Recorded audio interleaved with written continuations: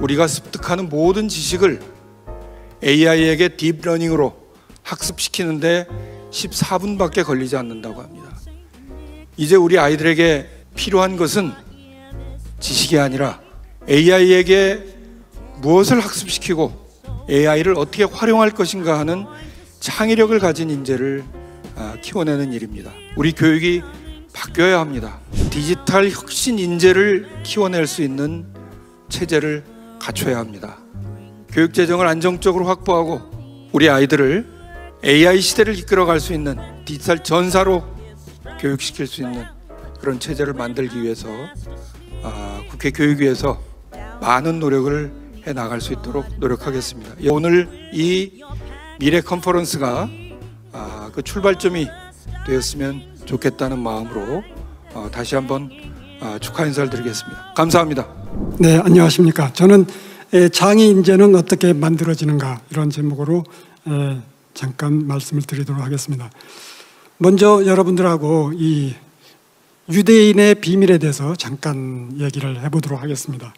여러분들 다 아시다시피 유대인은 전 세계 인구의 한 0.2%에 해당합니다. 1700만의 인구를 가지고 있는데 이 사람들이 매년 가을이 되면은 노벨상을 약 20%를 받습니다. 23%. 이게 왜 그럴까요? 0.2%의 인구가 20% 이상의 노벨상을 받아요. 그 비결이 뭔가? 어떤 사람들은 유대인들이 머리가 좋아서 그런가, 유전적으로 좋은 게 있어서 그런 게 아닌가 이런 얘기도 합니다.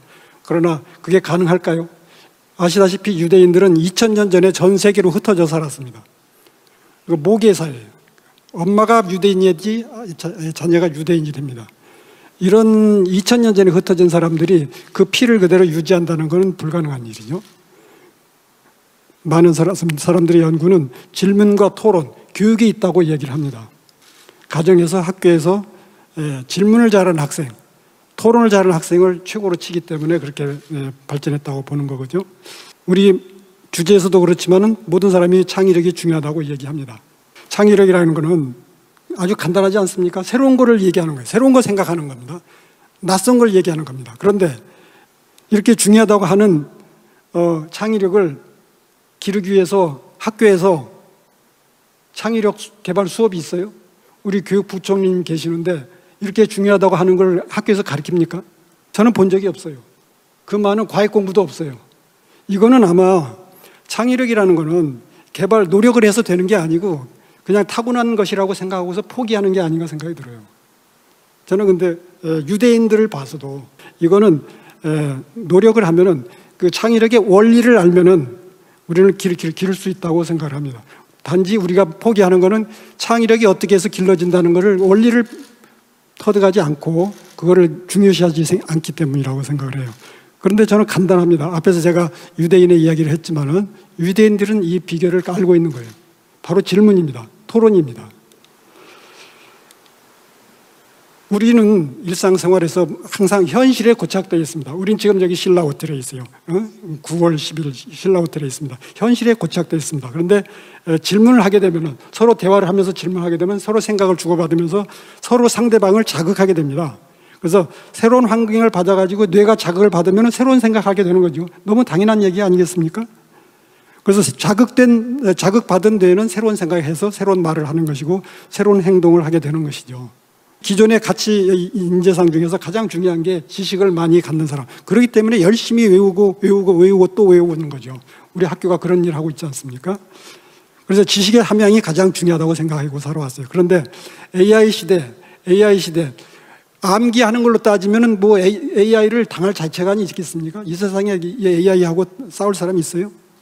그건 이제 그걸로써 이제 기계하고 경쟁을 할 수가 없다는 걸 너무 잘 알기 때문에 우리 인간은 새로운 길로 가야 되지 않겠습니까? 그래서 지식은 물론 중요하긴 합니다. 그러나 그걸 내 머릿속에 억지로 넣어가지고 이런 암기해가지고 하는 거는 이제 경쟁할 수가 없기 때문에 이런 지식을, 이미 있는 지식을 응용하는 그런 지식을 함양해야 될 거라고 생각하고 더욱 중요해지는 게 창의적인 거죠. 그러니까 지금 인공지능이 발달하고 있지만 아직까지는 적어도 우리가 사는 세상에서는 우리 인간만큼 새로운 생각을 해내는 그런 인공지능을 개발하기는 어려울 거라고 생각을 합니다. 그래서 우리가 인간이 기계하고 차별화할 수 있는 것은 창의력이죠. 그래서 오늘 주제도 창의력으로 된 거죠. 그러면서 또 동시에 협동입니다. 협동, 인간 간의 협동도 중요한데 이제 앞으로는 우리에게는 기계를 잘 활용하는 능력, 그게 바로 기계와의 협동이죠. 이런 이제 기계와 인간 간의 교류, 이것이 중요해지는 세계로 이제 가는 거죠. 그런데 우리 저를 포함해서 교육계에 있는 사람들 생각을 해보면은 대량 교육 시스템이죠. 한 학교에 몇백 명도 있고 또 대학교로 보면 몇천 명씩 몇만 명 있는 그런 대量교육 시스템이죠. 그러다 보니까 표준화되어 있는 거예요. 표준화가. 예, 표준화. 규격화되어 있고 획일화되어 있고. 그래서 학생들한테 물어보면은 저 자신도 그걸 느끼지만은 학생들이 느끼는 건 학교 교육 제도라는 거는 구속이죠. 학교 가고 싶어 하는 학생들이 많이 있나요? 제가 보기엔 그런 게 많은 것 같지는 않아요. 학교 가면 답답하고 뭔가 하고 야단 맞고 뭐 그냥 그러니까 엎드려서 자는 거죠. 여러분들 보셨어요? 제가 어디 지방에 강연을 갔다가 학생들이 한 3분의 2가 자는 걸 보고서 가슴이 터지는 줄 알았어요. 그런데도 선생님은 열심히 강의하시더라고요. 수업하시더라고요. 그것도 좀 놀라웠어요. 학생들이 3분의 2가 엎드려 자는데 거기서 열심히 수업하시는 선생님도 대단하시다 생각을 했어요. 오죽했으면 자겠어요. 이 구속된 생활 속에서 지쳐서 자겠죠. 예. 그래서 저는 이 구속을 해방해주는 바로 그게 필요하지 않나.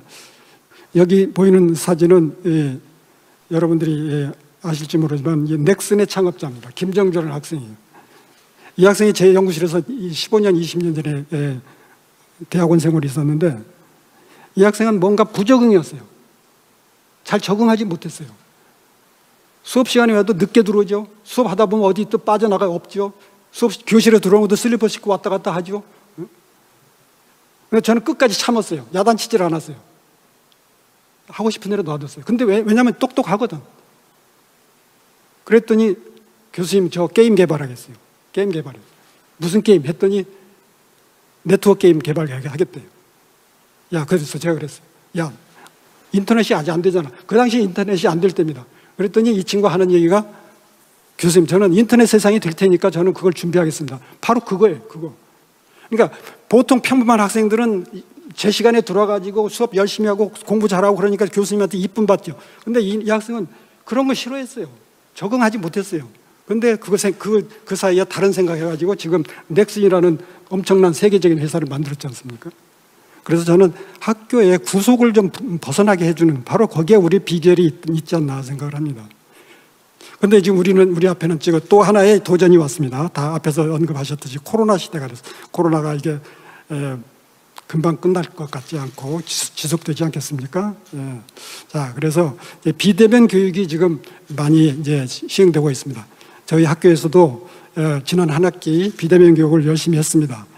강의 평가가 좀 떨어진 부분이 어떤 거냐면은 교수님이 녹화를 해서 이게 들려주는 거, 그거는 좀 만족도가 떨어졌어요. 그러나 실시간으로 서로 대화를 주고받으면서 이런 식으로 질문하고 받고 이러면서 이제 온라인으로 하는 거는 강의 평가가 좋아졌습니다. 그러니까 장점도 꽤 있는 겁니다. 아주. 그런데 이 단점은 집중과 현실감이 부족해지는 거죠. 얼마나 잘 참여하는지 이거 이제 관리가 잘 안 돼요. 동료들하고 또 만나기가 어렵기 때문에 창의적이 서로 질문을 주고받고 해야 되는데 그러기 어렵고 협동이 어렵고 그래서 아주 우리 지금 미래 사회에 필요한 이 창의 협동에 가장 어려움이 있지 않을까. 그래서 비대면 교육의 한계는 저는 결국 우리 인간의 본성에 대한 한계라고 봅니다. 우리 인간이 컴퓨터 화면을 바라보면서 그렇게 10분, 20분, 30분, 50분 집중할 수가 없어요. 교실에서도 선생님 얘기하시는 거 듣기 싫어가지고 엎드려 자는데 어떻게 컴퓨터를 보면서 집중할 수 있겠습니까? 그래서 인간 본성, 인간이 인내심의 한계, 그리고 변화를 싫어하는 그런 경향, 그리고 의존하는, 그리고 게으르고 또 남들이 뭐 하면은 이제 질투하는 이런 인간의 본성은 우리가 다 인정을 한다면은 이런 것들에 의해서 인간의 한계가 이제 주도적으로 교실에서 적극적으로 참여하고 다양성 있게 대화하고 협동하고 그리고 새로운 것 시도하는 뭐 이런 것들은 우리가 한계죠. 이게 바로 인간의 한계입니다. 이게 바로 우리 제도로 돼가지고 우리 제도의 한계가 됐고, 학생들은 학교에 가면은 엎드려서 자는 학생이 많은 그런 현실이죠. 그래서 제 연구실과 제가 실행하고 있는 몇 개의 사례를 이야기하면서 어떻게 하면은 그런 창의적인 인재를 만들까 예를 들어보도록 하겠습니다. 이 사진은 제 연구실 사진입니다. 5.7평짜리 교수 연구실에 있는 사진이에요. 여러분 보시다시피 텔레비전이 거꾸로 되어 있습니다. 저는 이 텔레비전을 거꾸로 본 지가 10여 년 넘었습니다. 저는 사무실에 가면은 하루에 10분 이상 이 텔레비전을 거꾸로 봅니다. 저 자신을 바꿔보고 싶은 거예요. 왜 사람은 머리가 위로 가게 하고 다리가 밑으로 가게 해가지고 인식합니까? 왜 모든 사람이 똑같이 그렇게 봐야 됩니까? 그 생각을 바꾸기 위해서 텔레비전을 거꾸로 봅니다. 저는 제 자신이 이렇게 변하는 것도 보여주지만 제 학생들한테 보여주기 위함이에요. 거꾸로 보라. 그러면 새로운 생각이 나올 수 있다. 저는 이제 그래서 이 컴퓨터 텔레비전에 밑에 자막이 흘러가지 않습니까? 자막도 다 읽습니다. 거꾸로 된 거. 문제가 없어요. 제가 하는 수업이 하나 있습니다. 이 수업은 미존이라는 수업입니다. 한자로 썼듯이 미존이에요. 한자, 미존은 뭐냐면은 존재하지 않는 것입니다. 이 수업 시간에는 이 세상에 없는 것을 얘기하는 시간입니다. 이 세상에 없는 걸 얘기해요. 이 시간처럼 교수가 편한 수업이 없어요. 왜냐하면 이 세상에 없는 걸 얘기하기 때문에 교수는 준비하면 안 돼요. 준비하면 그 순간에 존재하는 것이기 때문에 교수가 준비할 수가 없어요. 그래서 학생들한테 시킵니다. 매 시간 학생들한테 이 세상에 없는 거, 적어도 교수가 모르는 거 이상한 얘기를 해라. 한 가지씩 해옵니다. 어디서 들은 거, 어디서 읽은 거 같은 거 그런 얘기하면 학생이 점수가 없어요. 전혀 생각하지 못하는 이상한 얘기를 하면은 점수를 받습니다. 이건 바로 우리 스스로 머릿속에 가지고 있는 제약, 구속을 파괴하는 연습을 하는 겁니다. 이 수업을 하면은 가장 이상한 것을 말하는 학생이 A+를 받기 때문에 이 수업 중간에 가면은 학생들이 어느 날 저한테 가끔 얘기합니다. 교수님 놀라워요. 일주일 동안 계속 새로운 생각하려고 하다 보니까 텔레비전 그 드라마를 보다가도 제가 이 드라마를 어떻게 막 전개하는 게 좋을까 막 이런 생각을 하게 된다는 거예요. 책을 읽다가도 이상한 이걸 어떻게 변형을 해서 새롭게 만들까, 교수님한테 가서 어떻게 하면 칭찬받을까 이 생각을 한다는 겁니다. 그래서 이 수업은 이상한 생각 말하기입니다.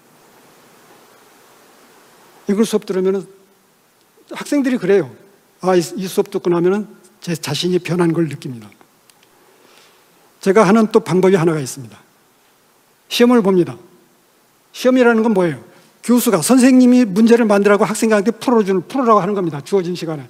근데 저는 이것만 하면은 우리나라가 또는 제가 있는 학교가 이게 인류가 될 수가 없다고 해요.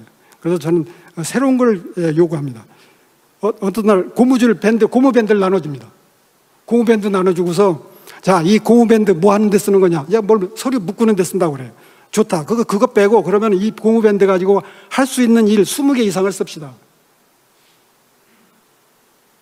그럼 뭐 자전거 탈 때 뭐 바지 꽁무니 그 자전거에 끼지 않게 바지 꽁무니에다 묶는 거 뭐 새총 만드는 거 별거 다 씁니다. 좋다 이거에 다 씁니다. 예. 클립을 나눠줍니다. 클립 나눠주고서 클립 가지고 할 수 있는 일 한 20개 씁시다. 그럼 뭐 클립 가지고 남 찌르기, 던지기, 뭐 못치기 별거 다 얘기합니다. 아, 좋습니다. 그거 연습하는 겁니다. 저는 수업 시간에 이렇게 하고. 예. 그리고 또 시험 문제를 제가 문제를 출제하면은 5문제 출제하면 마지막에 한 문제는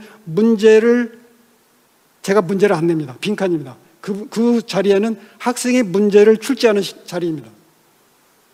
우리 모든 학생들이 습관이 되어 있어요. 교수님이 내주신 문제를 푸는 게 시험이에요. 그렇지만 저는 문제를 출제하게 합니다.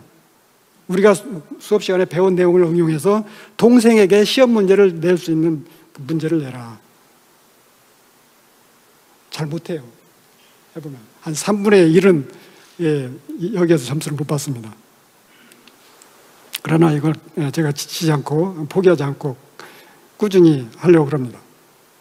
그래서 남이 정의해 놓은 문제 푸는 일은 이제 그만하고 문제를 정의해서 새로운 걸 만드는 거예요.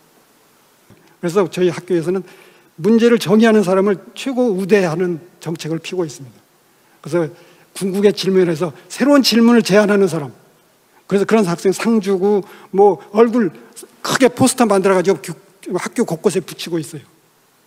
그 문제를 어떤 문제 내느냐. 예를 들어서 이런 얘기 문제 내요. 뭐 식물에게 신경이 있으면 어떻게 될까요? 식물에 신경이 있을까요?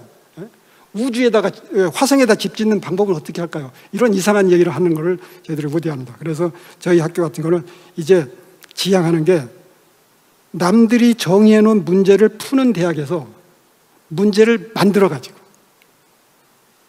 남들을 리드하는 대학이 돼야지 바로 국민들이 기대하는 대학이 된다, 이렇게 생각하고 있습니다. 제가 하는 수업이 또 하나 있습니다. 빅 사이언스 히스토리입니다. 제가 지금 하고 있습니다. 이 수업 시간에는 거대사입니다. 그래서 138억 년 동안 빅뱅을 통해 가지고 인류가 커나온 과정을 역사로 이렇게 정리합니다. 그래서 우주의 탄생에서부터 우주 현재 이 138년 동안의 역사를 하는데, 이 역사 시간입니다. 그런데 제가 기말 숙제가 있어요. 뭐냐면은 학기말 과제가 있습니다. 향후 1억 년의 역사를 쓰는 겁니다. 저는 138억 년을 가리킵니다. 그리고 학생은 마지막 수업 시간에 138년에 배운 그 지식을, 그 인간 발전의 원리를 미래 1억 년 동안에 적용을 해가지고 1억 년의 역사를 미리 쓰는 숙제를 하고 있습니다. 저도 기대가 돼요. 우리 학생들이 어떤 1억 년의 역사를 써올지. 학생들도 너무 익사이팅합니다. 바로 그렇게 역사의 원리를 미래에다 적용하는, 제가 지금 또 하나 추진하는 게 포스트 AI 연구입니다. 지금 모든 사람이 AI 노래를 부르고 있습니다. 제 전공이 AI입니다. 제가 30년 전에 AI 공부를 시작했습니다. 저는 감개무량입니다. 그렇게 대접받지 못하던 제 연구 분야가 이제 대접을 받고 있습니다. 그러나 저는 생각을 하고 있습니다. 10년, 20년 후에 그때도 제 분야의 AI가 지금처럼 대접받고 있을까? 여러분 생각해 보세요. 10년 후에 그렇게 되겠습니까? 아니죠. 또 다른 인간은 이 AI가 일상이 됐을 때는 그 다음 새로운 걸 추구하고 있을 겁니다. 그러면 그게 뭔가? 바로 그걸 준비하는 대학이 인류 대학이 되는 것이고, 그걸 준비해서 산업화시키는 나라가 인류 선진 국가가 되는 거죠. 그래서 저희는 포스트 AI 연구를 시작을 했습니다. 그래서 AI가 일상화가 됐을 때 우리 인간의 삶은 어떻게 변했을 것이고, 그렇게 변해있는 인간은 새로운 걸 추구할 텐데 그 어떤 걸 추구할 것인가, 그 추구하는 것에 맞춰서 우리 기술을 어떻게 할 것인가. 그래서 저희 AI 연구팀은 10년 후가 아니라 지금 연구 제안서 쓰는 게 아니라 10년 후에 우리 사회를 위해서 내가 할 수 있는 일이 뭘까, 그 제안서 쓰는 연습을 하고 있습니다. 지금 필요한 기술이 아닙니다. 10년 후를 상상을 해가지고 제안서를 쓰는 것이 저희 AI 프로젝트, 포스트 AI 프로젝트입니다. 물론 저희 학교에 AI 전공하는 교수만에 100여 명이 있습니다. 그분들도 이 연구를 참여합니다. 지금 연구하는 게 아니라 10년 후에 우리가 무슨 일을 해야 될 것인지. 저는 제가 앞에서 말씀드렸듯이 우리 인간 본성의 단점을 보완하기 위해서 인터넷을 통해서 선생님들이 도전할 수 있게, 우리 인간 본성은 가만히 있는 거예요. 도전하는 거 두려워해요. 옆 사람이 눈치 보이는 거 싫어해요. 그러나 그걸 만회할 수 있게, 그거 해줄 수 있는 게 우리 가지고 있는 AI와 빅데이터 기술이고, 그걸 맞춤형으로 그 질문에 대해서 칭찬해주고, 그리고 다양성을 강화해주고 자유를 주고, 질문이 정말 중요하다고 생각합니다. 여러분 교육부총리님 계시는데 거창하게 교육제도 막 고치는 거 너무 머리 아프시죠? 잘 안 되시죠? 잘 안 돼요. 잘 안 될 거라고 봐요. 저희 같이 작은 학교에서도 정말 완전히 뒤집어 고치고 싶은 생각이 드는 때도 있지만 안 돼요. 근데 저는 간단하게 할 수 있는 일이 부총리님께 제안하고 싶습니다. 그래서 우리 우등상 주잖아요. 우등상 대신에 저는 질문하는 학생한테 상을 주면 좋겠어요. 물론 우등상도 주세요. 그래서 부총리님, 전국에 있는 전국의 학교에 대해 질문 잘하는 학생 한 명씩 뽑아가지고 질문왕이라는 상을 주세요. 그러면 나라가 바뀔 거라고 봅니다. 교육부 장관께서 우리 학교에 질문왕 상을 준다. 야, 그러면 학생들이 아, 질문하는 것이 참 좋은 것이구나. 저는 어려서 질문하면 야단 맞는 걸로 알았어요. 여러분 그런 경험 없으세요? 질문해가지고 선생님이 싫어하는 눈치 보이시고, 근데 장관이 질문왕 상을 주면은 어떻게 선생님들이 학생들한테 질문할 때 싫어하는 눈치를 보일 수 있겠어요? 저는 그래서 이렇게 간단히 좀 해주십사. 그리고 그래서 결론적으로 질문하며 협동하는 그런 학교를 만드는. 그래서 제가 그래서 총리님께 보시라고 제가 상장 하나 가져왔습니다. 질문왕 상장이에요. 이 상장도 주시고, 위 학생은 창의적인 질문을 많이 하여 질문왕으로 선정되었기에 상장을 수여함. 이런 상을 학교에 하나 싹 주시면은 10년 후면 나라가 바뀌지 않을까.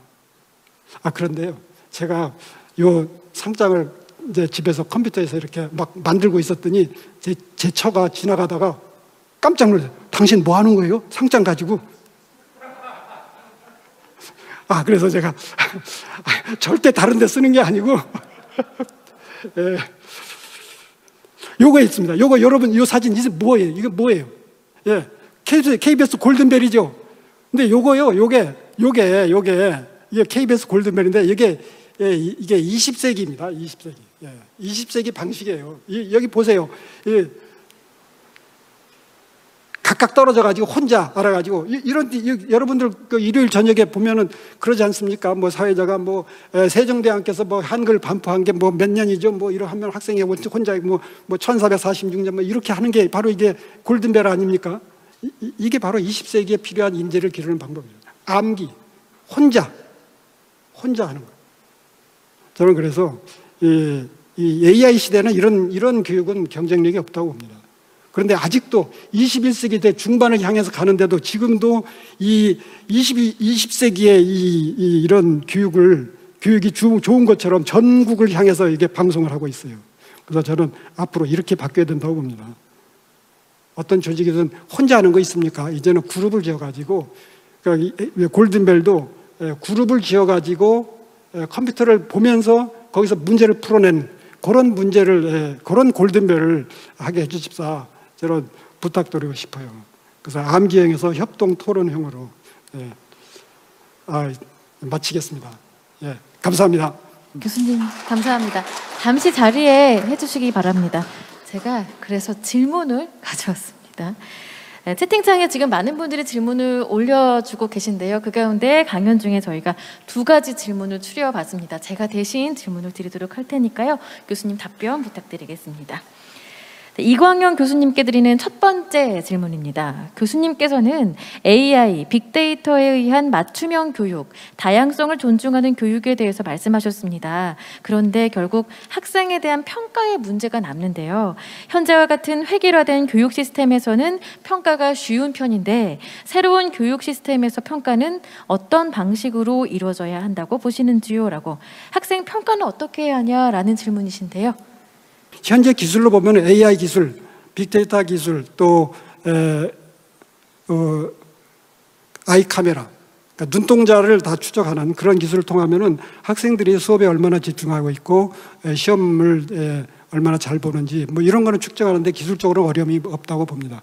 그런데 지금 단지 우리가 그동안 준비를 해놓지 않았기 때문에 그것이 좀 부족하죠. 근데 저는 조만간에 학생들이 구두 시험을 보든지 손으로 쓰는 시험이든지 이런 건 얼마든지 평가하는데 어려움이 없을 거라고 생각을 합니다.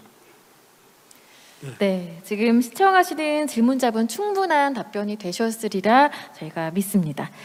바로 2번째 질문을 드리겠습니다. 코로나 시대의 비대면 교육 시스템에 학생보다 교사들이 더 적응하기 어려울 것이라는 생각이 듭니다.